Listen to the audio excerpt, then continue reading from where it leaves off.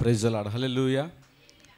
ప్రభు నామానికి మహిమ కలుగును గాక. మరొకసారి అందరికీ నూతన సంవత్సర శుభాకాంక్షలు.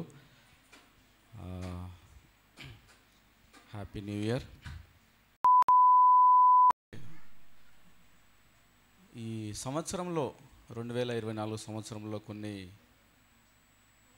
అద్భుతమైన కార్యక్రమాలు జరిగాయి. అంటే లైఫ్లో అంటే ఈ సంవత్సరాన్ని మనం మర్చిపోలేము. నేను మర్చిపోలేను. ఎందుకంటే ఈ సంవత్సరంలోనే అంటే 2024 సంవత్సరంలోనే ఒక గృహప్రవేశం జరిగింది. అది మనం ఊహించిన దానికంటే దేవుడు గొప్ప మేలు చేశాడని నేను భావిస్తున్నాను. ఎందుకంటే అది ఒక కళ. ఇల్లు కట్టుకోవడం అనేది ఒక కళ. ఈ లోకంలో ఎంత భక్తిగా ఉన్నా కూడా ఉండడానికి ఇల్లు మాత్రం కావాలి ఖచ్చితంగా. అది కూడా దేవుడే దయచేస్తాడు. మరి ఉన్నంతకాలము కొన్నిసార్లు అనిపిస్తుంది ఇంత కష్టపడి కట్టుకుంటాము, దీంట్లో కొంచెం వరకు కూడా సువార్తలు పెడితే అది ఇంకెంత పెద్ద ఇల్లు అవుతుందో అనిపిస్తుంది. కానీ కొన్ని సమయాల్లో మనం పెట్టలేకపోతున్నాం. ఇంకోటి అనిపిస్తుంది ఏంటంటే, ఇజ్రాయేల్ అక్కడ యుద్ధం జరుగుతున్నప్పుడు మంచి మంచి ఇళ్ళ మీద రాకెట్స్ పడే దాన్ని మనం కూలిపోతున్నాయి. ఈ లోకంలో అంటే ఎప్పుడు ఏ రాకెట్ వచ్చి ఇల్లు మీద పడుతుందో ఎప్పుడు కూలిపోతుందో తెలియదు. ఇది తాత్కాలికమైన నివాసం మాత్రమే. అయినను అవసరమైనది కాబట్టి ఆ అవసరాన్ని దేవుడు తీర్చాడు. దేవునికి ప్రత్యేకమైన వందనాలు. ఎందుకంటే ఈ ఏజ్లో అంటే కొంతమంది రిటైర్మెంట్ అయిన తర్వాత ఇల్లు కట్టుకోవాలని ప్లాన్ చేస్తుంటారు. కానీ నేను ఎక్కువ దాని గురించి కష్టపడలేదు. నాకు కావాలి, ఇల్లు కావాలని. బట్ దేవుడు నాకంటే ముందుగానే నీకు అవసరమైందని చెప్పు దేవుడు దాన్ని దయచేశాడు. ఒక మంచి ఇల్లును నిర్మించుకోవడం జరిగింది. అందులో గృహప్రవేశం కూడా మీరు వచ్చారు, మీకు తెలుసు. సో అందుని బట్టి దేవునికి వందనాలు ఈ సంవత్సరంలో. సో ఇంకోటి ఏంటంటే, నేను జాబ్కి వెళ్తూ ఉన్నాను. ఒకరోజు 100 కిలోమీటర్స్ జర్నీ చేస్తున్నా. డైలీ 100, పోయేటప్పుడు 50, వచ్చేటప్పుడు 50 బైక్ పైన. సో మే వస్తే అది 2 years అవుతుంది కంటిన్యూ జర్నీ చేస్తూ ఉన్నప్పుడు. మే వస్తే 2 years అవుతుంది. సో ఒక్కోసారి ఒక దగ్గరికి ఒక 100 కిలోమీటర్లు పోయేస్తేనే చాలా టైర్డ్గా ఉంటుంది, ఇబ్బందికరంగా ఉంటుంది జర్నీలో. బైక్ పైన మాత్రం చాలా ఇబ్బందిగా ఉంటుంది. అయినను నేను జర్నీ చేస్తున్నాను. దేవుడు ఆ స్ట్రెంత్ ఇచ్చాడు. సో ఆ స్ట్రెంత్ ఇచ్చిన దేవునికి నేను ప్రత్యేకమైన కృతజ్ఞత తెలియజేస్తున్నా. ఎందుకంటే బైక్ మీద పోయేటప్పుడు ఊర్లన్నీ తిరుగుకుంటూ పోవాలి మనం. 50 కిలోమీటర్స్ హైవే రోడ్ లాగా ఉంటే అది విషయం వేరు. బట్ ఊళ్ళ నుంచి పోవాలి. సడన్గా కొన్ని కుక్కలు అడ్డం వస్తుంటాయి. బైక్ మనుషుల కంటే ఎక్కువ భయం, కుక్కలు వస్తేనే భయం ఎక్కువ. ఎంత బైక్ పైన పడినా కానీ మనకు దెబ్బ తగులుతుందా అది టూతో తెలియదు. మళ్ళీ కుక్కలు మాత్రం జాగ్రత్తగానే ఉంటాయి. సో ఆల్రెడీ అవి అడ్డం వచ్చి 2 times మనం స్కిడ్ అయి పడిపోయినాం.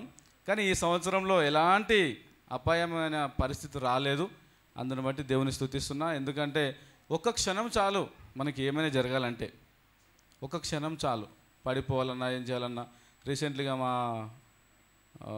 గ్రామంలో యాక్సిడెంట్ అయ్యి మైండ్ మొత్తం దెబ్బ తగిలి ఒక ఆడపిల్లకి, ఆమె యంగ్, ఈ చేతులు ఇట్లనే ఇది ఇంతే, కాలు ఇంతే, అంత కదలికలు లేకుండా పడింది. ఆల్రెడీ ఇప్పటికి 7 lakhs అని అంట.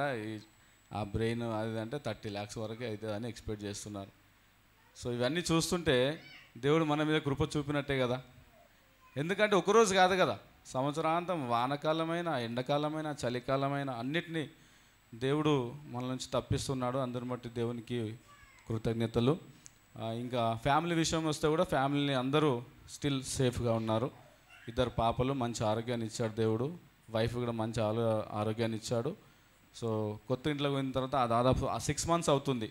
మరి ప్రభువుకు మహిమకరంగా ఉండడం జరిగింది. ఎందుకంటే ఎలాంటి అపాయకరమైన పరిస్థితులు రాలేవు. వచ్చిండొచ్చు కానీ దేవుడు మనకు తెలియజెప్పలేడు. అది బ్యాక్ సైడ్ నుంచే మనకు తప్పించి ఉంటాడు. అందుని బట్టి దేవునికి వందనాలు. ఇంకో విషయం ఏంటంటే, ఈ 2025లో మన ఆర్కెస్ట్రా విషయంలో గురించి నేను మాట్లాడాలనుకుంటున్నాను. ఎందుకంటే మనకి ఇంకో ప్యాడ్ ఒకటి కొద్దువ ఉంది. ప్యాడ్ ఒకటి, సౌండ్ ఒకటి. ఈ సంవత్సరంలో అవన్నీ కొరతలు తీర్చబడును గాక. ఒక ప్యాడ్ ప్లేయరు మన సంఘంలో నుంచి లేవనెత్తును గాక. ఎందుకంటే ఎవరి చర్చిలలో వాళ్ళే ప్యాడ్ ప్లే చేసుకుంటారు ఫెస్టివల్ టైమ్స్లో. కానీ మనకి ప్యాడ్ ఒకటి రాజు బాగా కొడతాడు కాబట్టి ఆ ప్యాడ్ కొడతాగా అనిపిస్తలేదు. ఆయన దెబ్బలకు ప్యాడ్ కూడా అందులోనే వస్తుంది కాబట్టి ఓకే మనకు తేడా తెలుస్తలేదు. కొంతమంది ఊకికి ఉంటే వాళ్ళు చదువుకున్నటికే టైం అయిపోతుంది. ఒక్కొక్క తబ్లిస్టులు చూస్తాము, అది గుంజుకొని మైక్ చెక్ చేసుకొని కొట్టి అందులోపే పాట అయిపోతుంది. అటువంటి తబ్లిస్టులు కూడా ఉన్నారు. అప్పుడు ఏంటంటే ప్యాడ్ ఖచ్చితంగా నీడ్ అనిపిస్తుంది. ఇప్పుడు ఏంటంటే కలిసిపోతున్నది.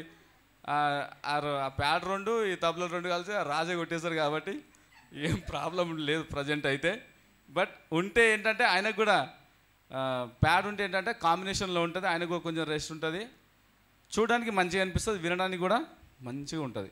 సో కాబట్టి అది కూడా ఇంకోటి సౌండ్ కూడా ఇటువంటి మానిటర్స్ మన చర్చికి రావాలని కోరుకుంటున్నా. ఈ సంవత్సరంలో అది ఫుల్ఫిల్ చేయాలని మరి నేను ఆకాంక్షిస్తున్నాను. మరి అందుని దాని గురించి కూడా అందరూ ప్రార్థన చేయాలి. ఈ చిన్న సాక్ష్యం దేవుడు దీవించి ఆశీర్వదించును గాక. ఆమేన్.